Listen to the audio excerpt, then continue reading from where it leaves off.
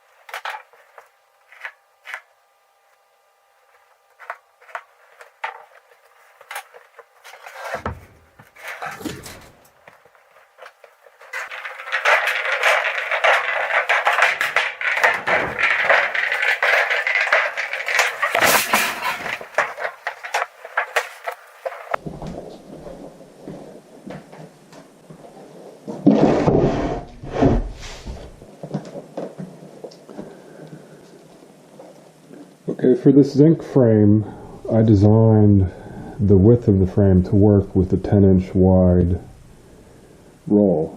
So the factory edge is exactly 10 inches wide. And so I don't need to cut that to size width-wise, which makes the process go a lot faster. And you get a nice, crisp, clean edge to work with as your starting point. So if you can, buy it in the roll exactly as wide as you need. In the case of this copper, I'm using some scrap material.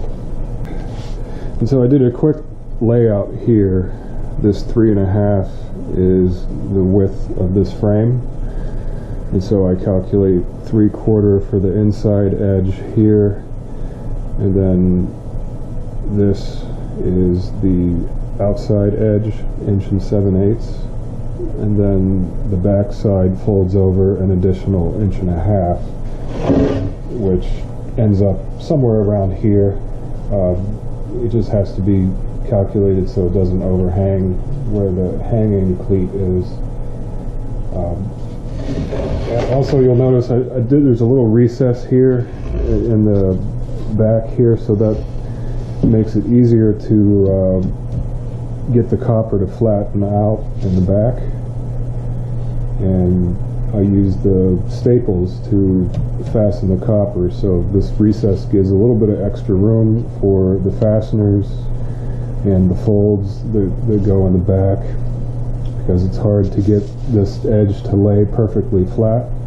So as opposed to having it stick out into the wall, I just recess it a little bit. And I would say this is about 1/8 of an inch for copper, because the material's thicker and it doesn't flatten out quite as well as zinc. So yeah, I have to cut the width of this, so I just made a template real quick. I calculated 7 3/4, so I just made a template, and I'll just use that as a guide.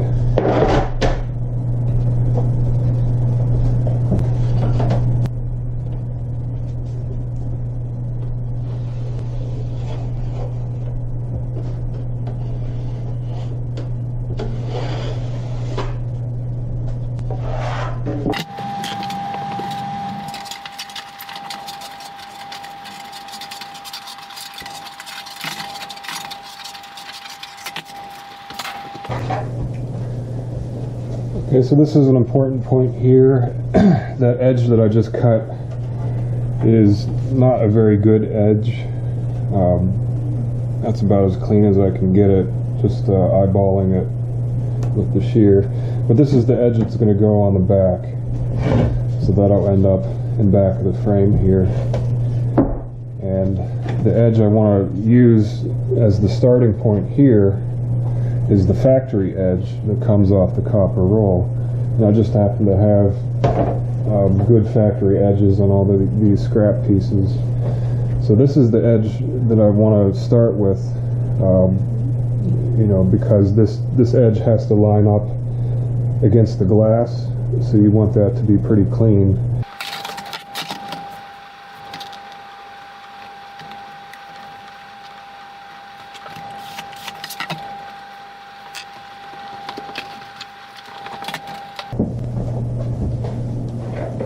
If you're doing a lot of metal work, I would recommend getting one of these tools. It's called a nibbler.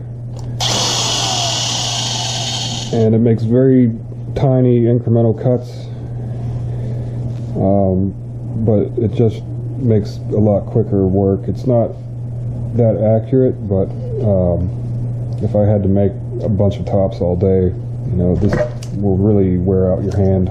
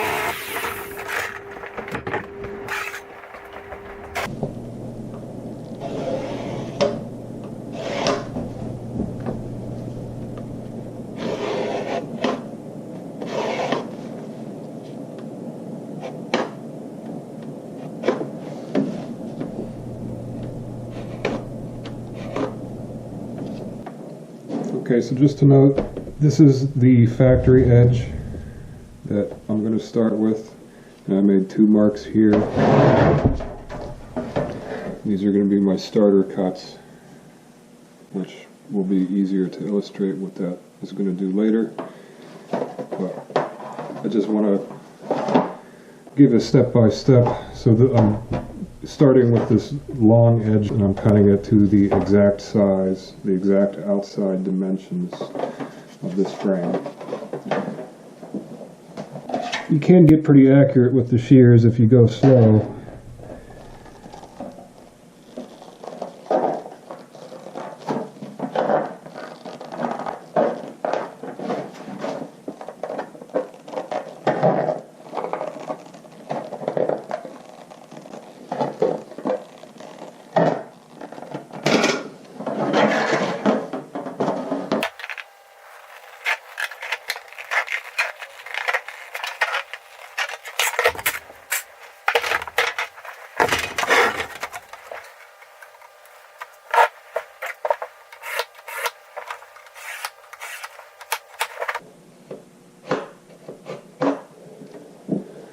So, you know, this is a screwdriver that I kind of chiseled and made a sharp point, and I just use it as a marking screwdriver, and it just kind of makes these score marks.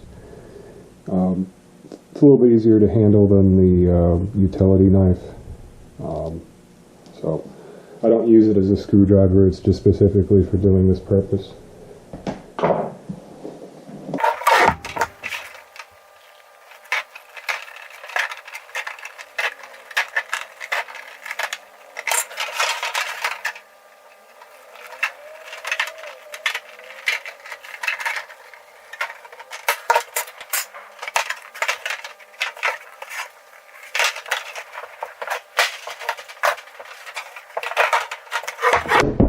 Alright, so now I'm going to do the short edges.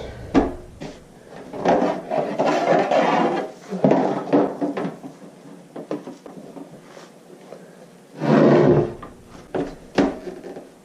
I'm going to use the 1/4 inch spacers to mark the position of those extra tags that go on the corner.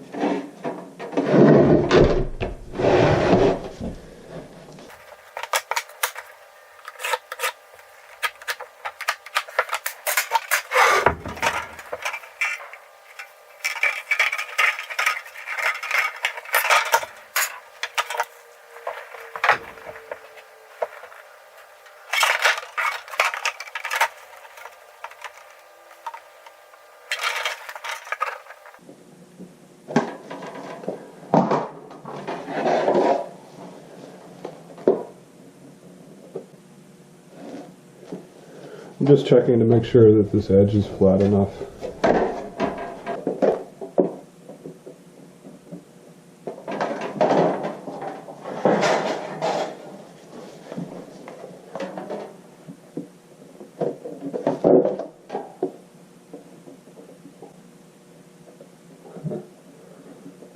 What do you know, there's a little belly in this one.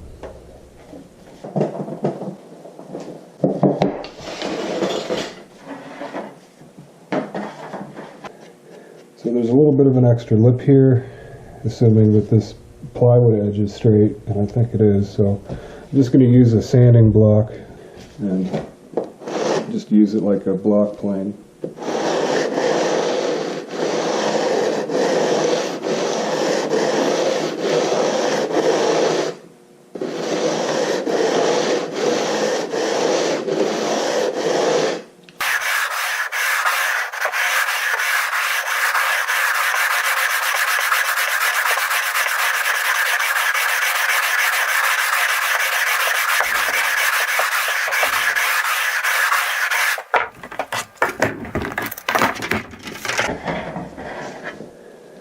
So that should be good and straight now.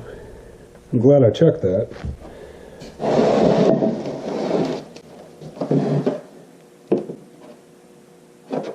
Yep. So I'm going to start with the short side first.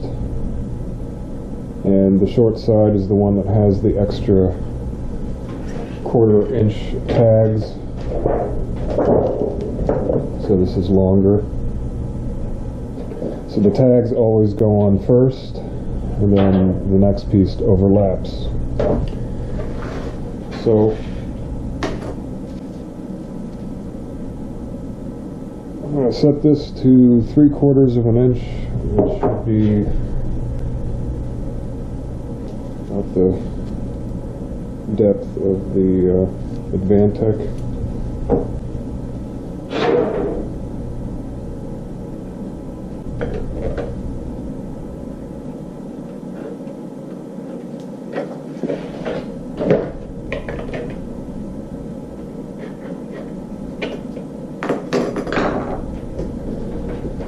Okay, so the first cut, I'm just going to go 3/4 inch back where I made that mark. It's hard to see. And this space between these two marks is this exact dimension. And it doesn't have to fit like super tight. It's actually better just to leave just a little tiny bit so that you can wiggle that in a little bit. You don't want it to crimp in there. So, but you don't want to cut too far back.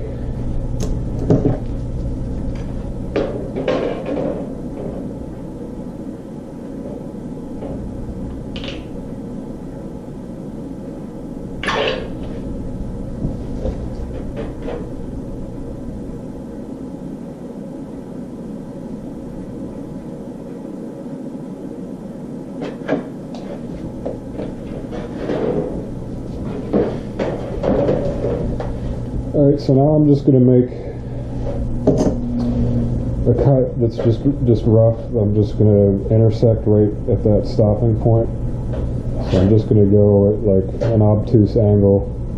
This is going to have the 45-degree cut where this line is, and that is going to be made later. I'm not going to make that cut now. So I'm going to glue the metal on, fold it over, and then I'll make those cuts using a utility knife. I'm just going to eyeball it and make a rough cut, but I just want to make sure that I intersect right where I made those two score marks.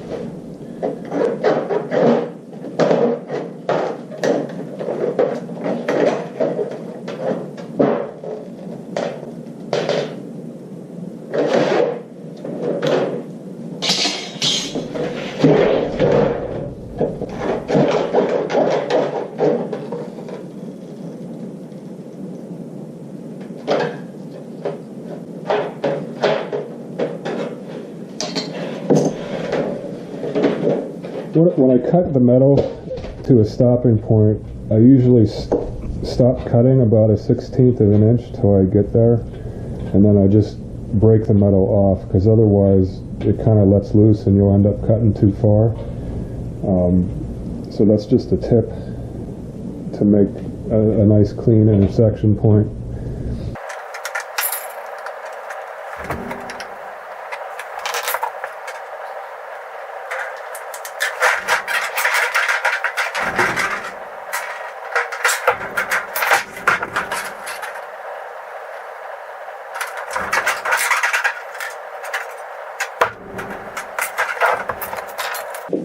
I'm just checking to make sure it's not crimping in there. So that's the starting point. That's the first cut to make right there. And the side that I make the score marks is the side that I glue down. So this is going to be the surface that is up.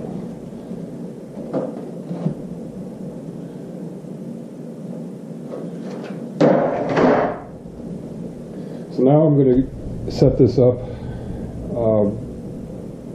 I have to mount this frame vertically in order to make this happen. So I'm just going to get a different configuration here for my workbench.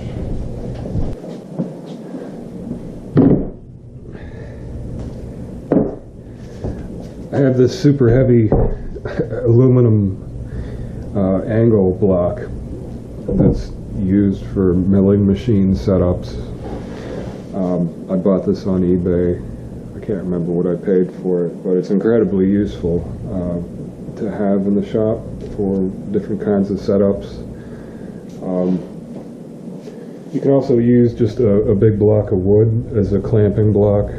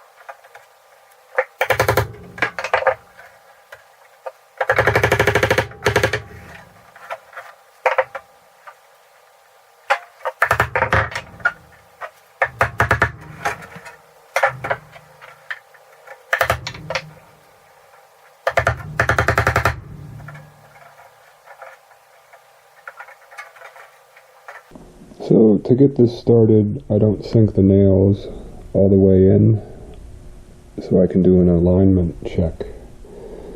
Because if I sink the nails all the way in, it's really hard to get them back out. So if I leave them like this, it pins the metal where it's going to be, but it doesn't, totally make it permanent. I can pull it up pretty easily if I need to. So I just want to make sure that, this metal isn't sticking out, where the glass is going to sit. So, that's one of the accurate parts about this process. You just want to make sure that this surface here is flush.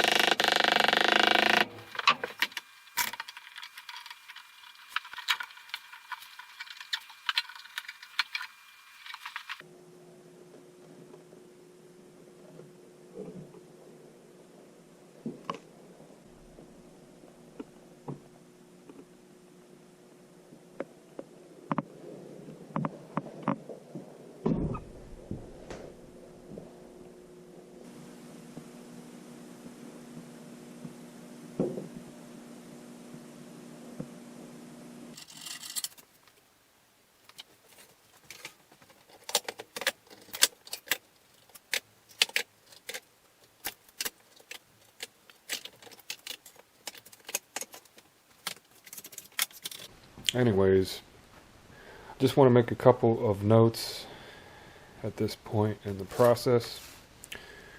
When I was forming this bend right here, I left this clamped on. I took some of these clamps off, but I have these tension sticks here, or wedge clamps, whatever you would call them.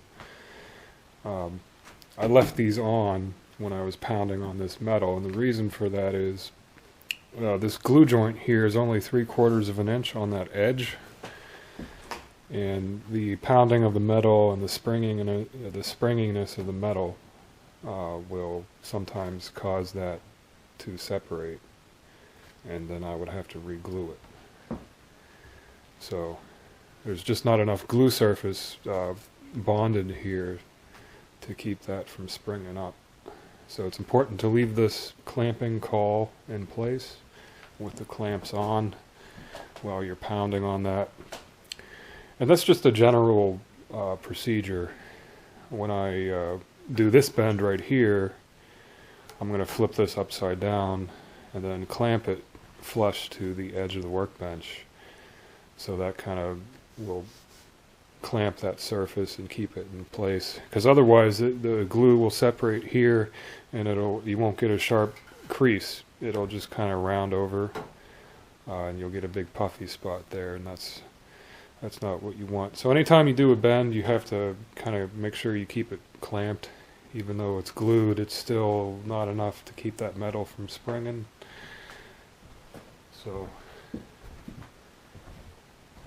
I got a little puff there. Huh.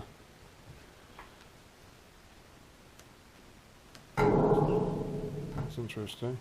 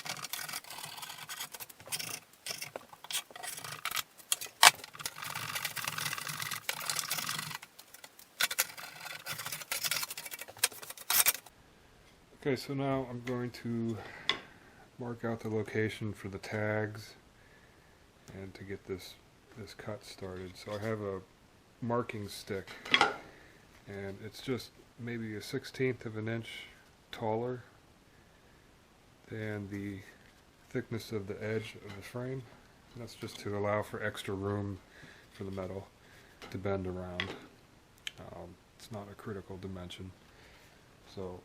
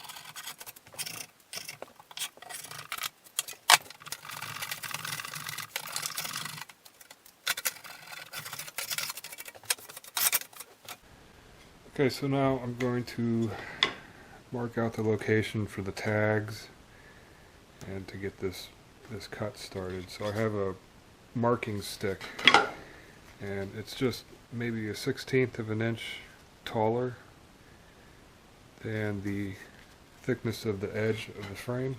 And that's just to allow for extra room for the metal to bend around. It's not a critical dimension.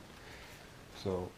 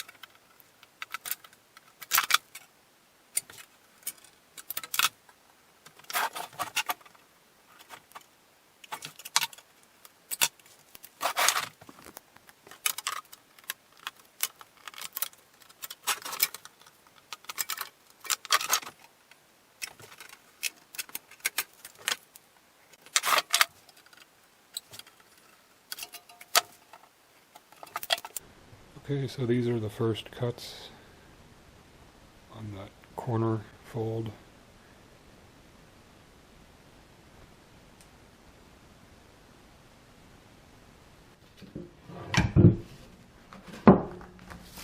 But at this point, I'm now ready to cut that miter joint here, and I'm going to show how to do that with just a utility blade. It's actually fairly easy to score metal and then just break it, and then you end up with a much cleaner line than what you could make if you cut it with a shear, at least by hand. I'm sure you can get a machine to make a nice shear cut, but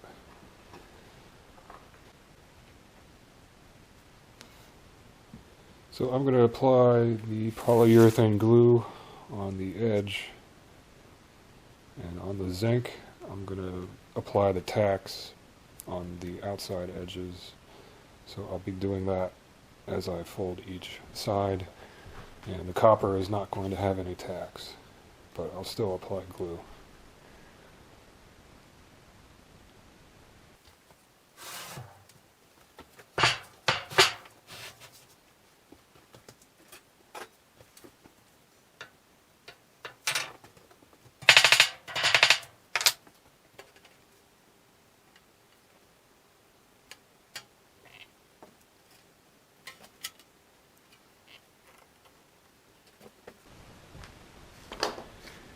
Okay, so I line up this inside point to that outside corner there, and I just eyeball it, and I clamp my straight edge on the side that the metal is on, so this is the part that's being removed. So I'm just going to use a utility blade and make a score mark, and then I'll just break it with the straight edge in place.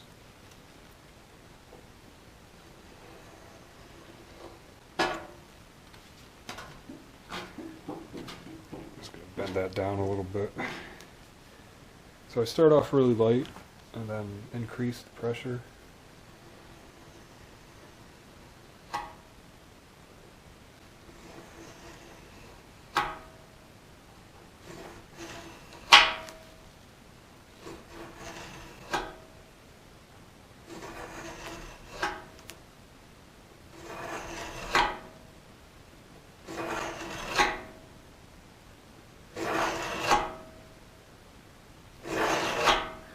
after a while you'll feel the blade really starting to dig in. That's when you know you're making a score.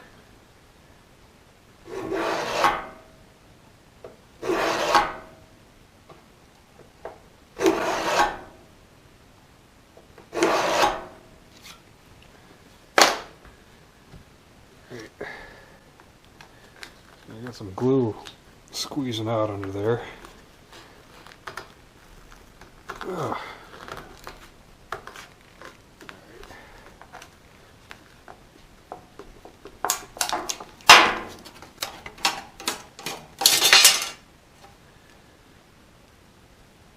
Clean line, piece of cake.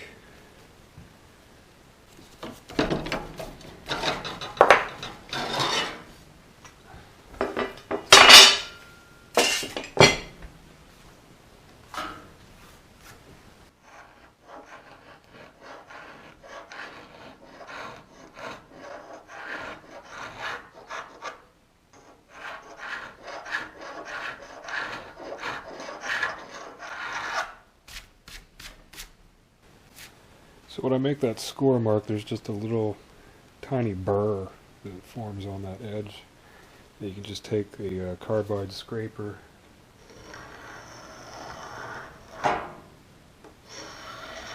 that just takes that burr off so that it doesn't catch on anything. Lots of tips in this procedure here.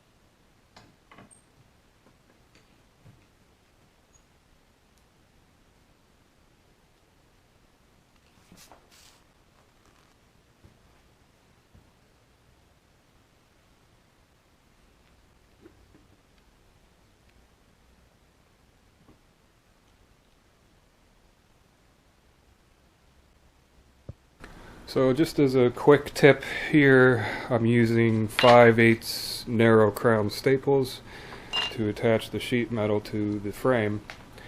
And it takes a while to adjust the stapler to get just the right setting to do this properly.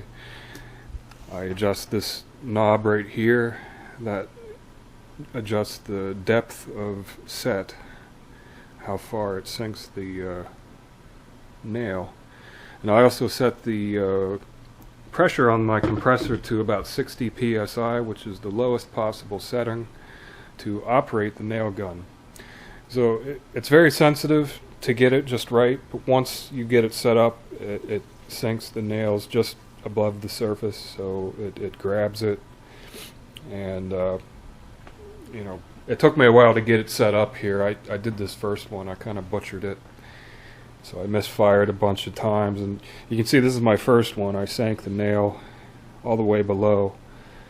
So if you have your pressure on too high, it just shoots it all the way through the metal, and it doesn't actually attach anything. So it's important to get it working properly.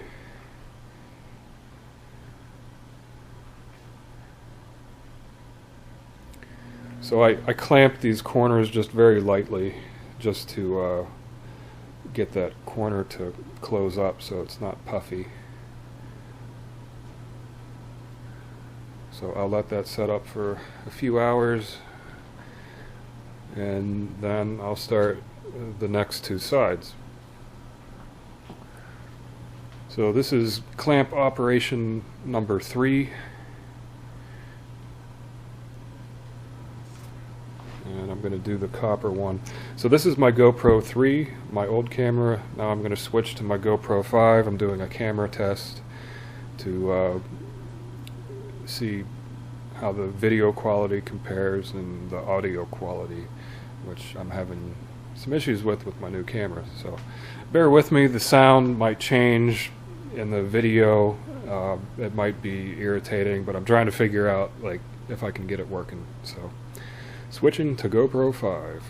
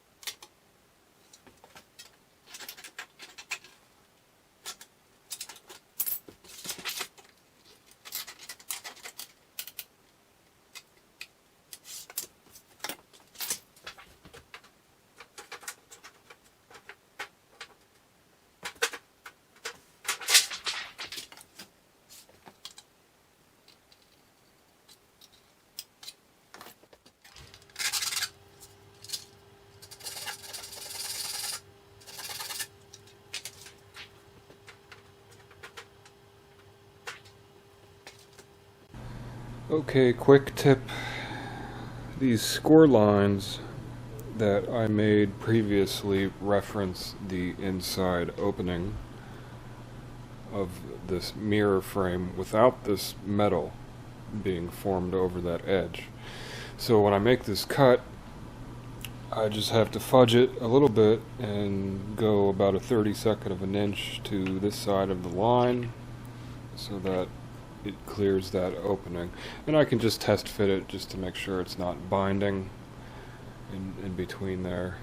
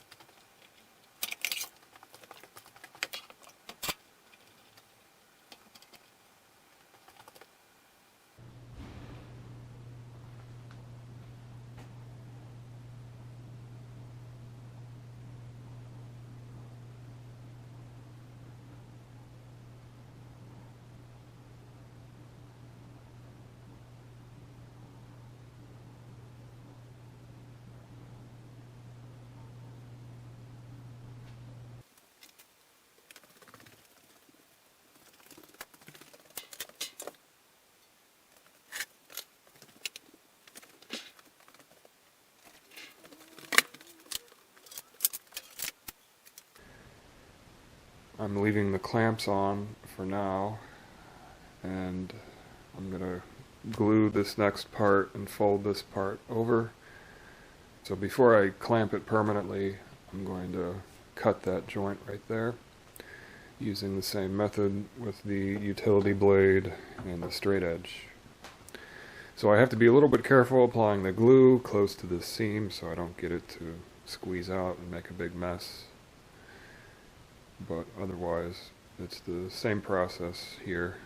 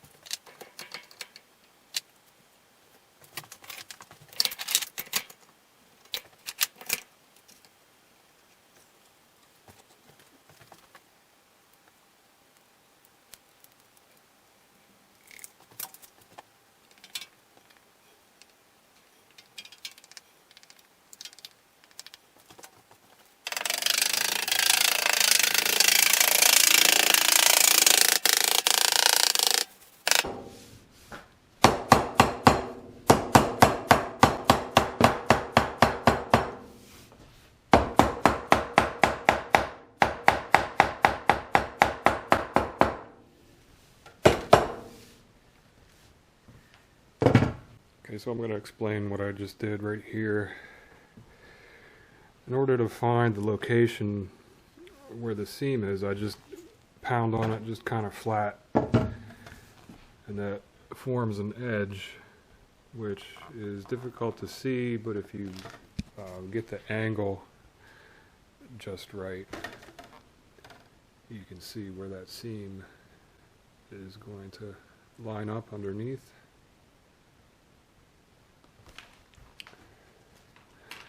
So what I do now is I just take a black pen and just put a line right there where that seam is, and that gives me a visible reference there that I can look at when I'm lining up my straight edge here.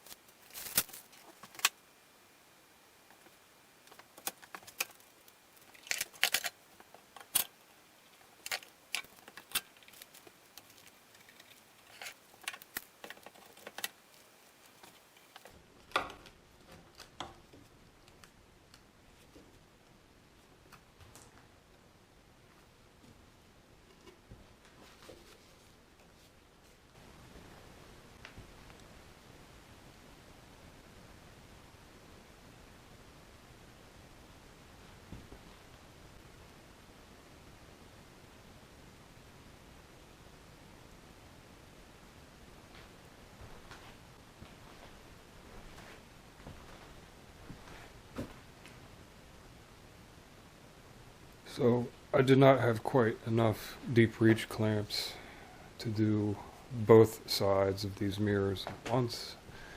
So I'm breaking this step up into 2 parts, and I will glue the other half after a few hours.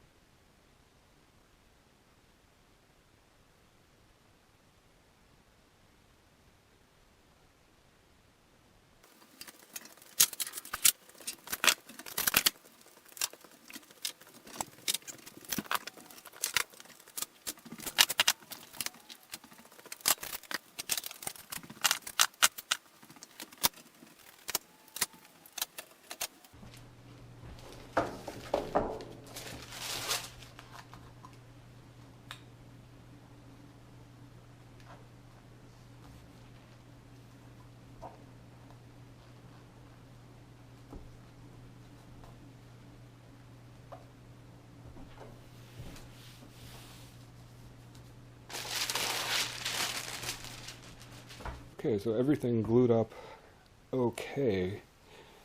And a couple minor defects here I'm going to try to work on. This seam turned out pretty good, and this seam turned out good. So I'd say these two are perfect. And this one has just a minor glue failure there. I'm going to put tacks, 1, 2, 3, probably 4 along the miter. I usually do that. A little bit of overlap right here. Not much I can do about that. This seam looks pretty good.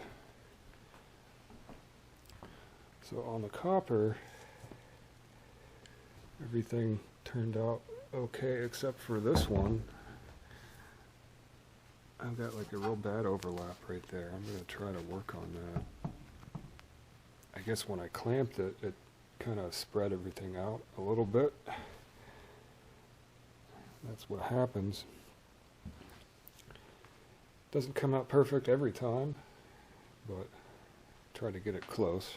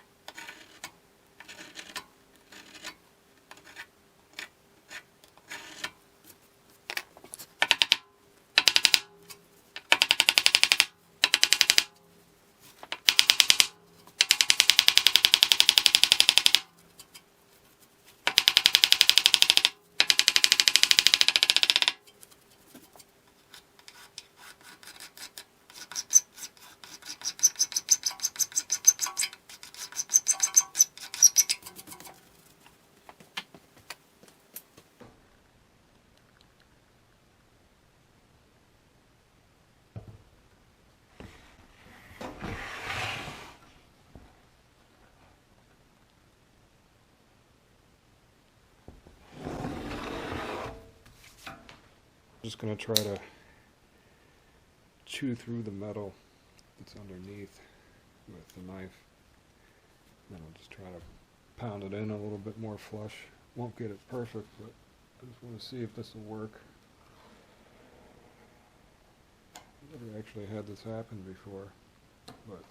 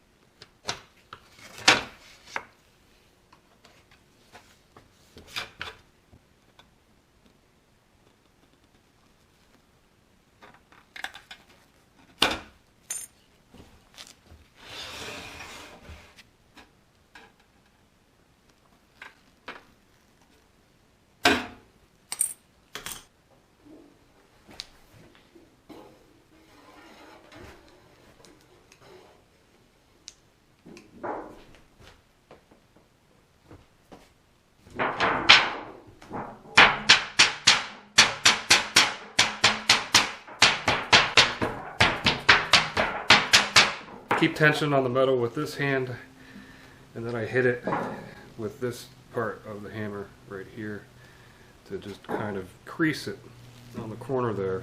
So to do that, I have to, almost hit it straight up, and then eventually incrementally bend it over.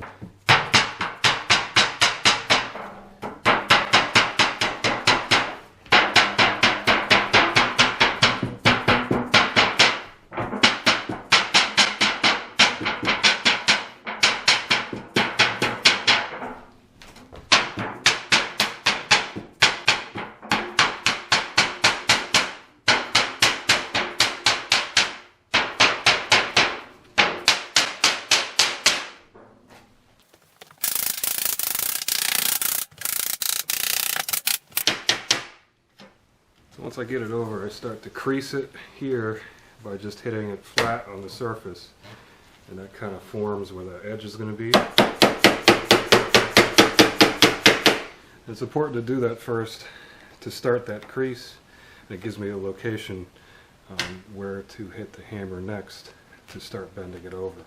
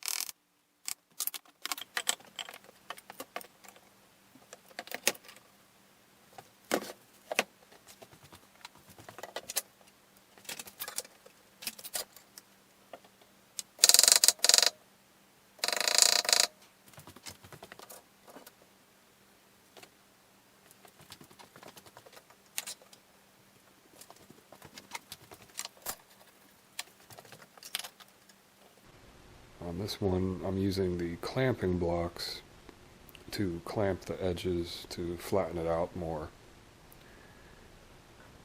And doing that is optional. On this one I didn't do it, and I did the tacks on the edge, and that flattens it out a little bit, but it kind of makes the surface a little bit uneven, and that adds to the character. It doesn't have to be perfectly flat. But I do add the clamps on the corners just to make sure that that material at the corner is compressed in. I have these extra clamps here just as a precaution. You can see some squeeze out glue coming out through the top, but sometimes this can come out and this glue expands when it dries, so it can puff out, and then that can cause these surfaces to be uneven here. So I just clamp it down just to make sure that that doesn't happen. You can see a little bit of glue starting to squeeze up there, but that will continue as the glue dries. So it's important to note that the polyurethane glue is this kind of expanding substance, and sometimes if you put too much of it on, it can swell up, and that can be a bad thing. So a little bit of that glue goes a long way, and you don't want to add too much of it. So it's coming together. Copper mirror looks good.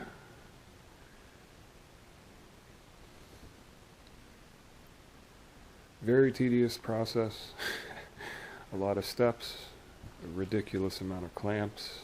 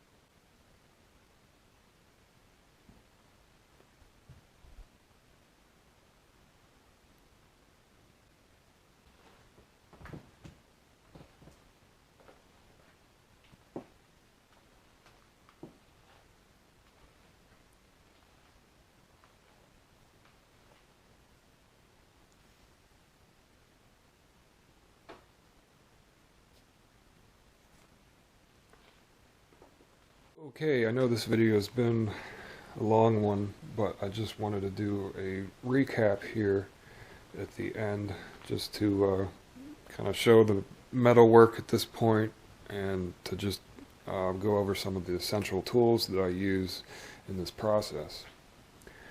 So at this point I'm ready to start prepping the metal for the finish work, and I still have some glue scraping to do, and after that's done I'm going to apply some decorative tacks on the face of this.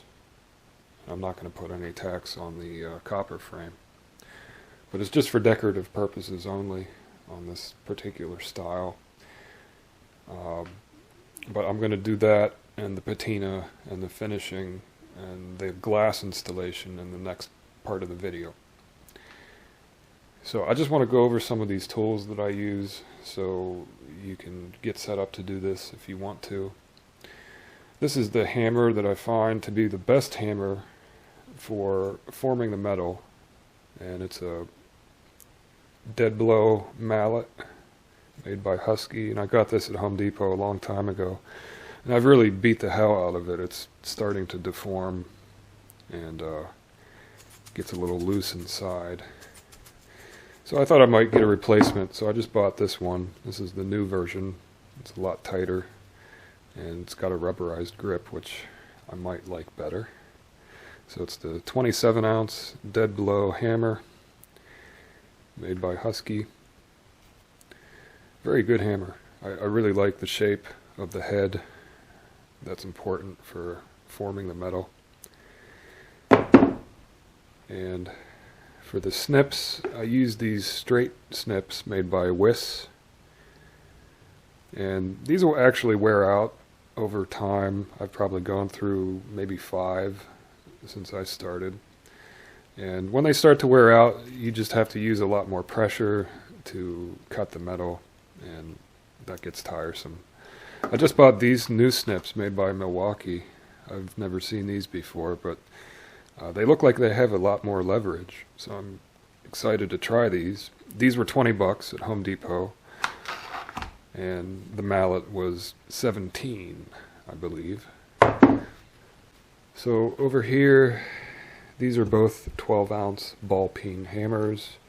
This one is a little bit smaller, made by Estwing. It has the all steel handle, and this one has the wood handle. And I find myself gravitating towards this one more. It's got a little bit longer handle. But both of these hammers are good. For the scrapers, for cleaning glue and various things, I really like these scrapers. They're made by Baco. It's kind of hard to see there. The 650 Ergo, made in Sweden. It's a great scraper. There are other tools that look similar, but the quality of the carbide on this particular brand is the best. So I really recommend these glue scrapers. I use 2. One I kind of beat up, and then the other one I keep sharp. And for handling the small tacks, I use this spring-loaded needle nose plier, and that kind of makes it easier to pick up these. If you have fat fingers, it's hard to handle these small little tacks. For marking the metal, just a utility blade will work, and this is the little screwdriver that I sharpen to a chisel tip, and that gets into tight spaces. I have a variety of punches. This is the nail punch for punching the hole through the metal, and you just want to use the smallest nail punch you can get. And I also have a variety of other punches that I use that have flat faces, and I use this for forming the metal and getting into tight spaces. Like if I have to sink a nail head in a space that the hammer is too big, I can use this. And I use this screwdriver too. I keep it kind of sharp at a flat tip, and I use that as a forming tool as well to do more detailed work. So I use these two probably the most for doing, you know, the more intricate, you know, forming and fixing problems with the metal. Like if I have a, you know, a bubble or like a piece of metal is like sticking up and I want to crimp it down, I use these tools. And this is another tool for scraping glue that's really handy. I just got this not too long ago. It's just a bent scraper. And this is, I think, made by Husky. There's no brand on it though, but they sell these at Home Depot as well. I don't have a Lowe's where I live, so I kind of forced to go to Home Depot for all the common stuff I need. And this is the cat's paw. If you have to pull a nail tack out, you know, where the hammer's a little bit too big, you can get it started with this and then, you know, finish it with a claw hammer. And of course the gray buffing pads for cleaning the metal, which is the next step that I'm going to do here after I wrap this video up. And this is the glue that I used, the Loctite Proline polyurethane formula. This is the stuff that comes in the caulk tube, and then this is the liquid formula. And I'm not sure which one is better, but I did have some trouble with this edge glue joint here. I had to do touch-up clamping on both of these mirror frames. And I've always had to do that. I just get little parts of it that fail. So if I was going to do this again, I might recommend trying a different kind of glue that might work better. I got this one, which seems to be a new kind of glue for bonding various materials. So I'm going to see if this works any better. But I'm thinking that maybe an epoxy would bond to that metal better. I had the glass delivered to my shop. I'm going to leave it wrapped up for now. But I got 2 pieces of 1/4-inch mirror glass, and the big piece cost $63, and then this piece cost $20. So it was $83 for the mirror glass, and that was by far the biggest expense here. And this is these are all my scrap cutoffs. So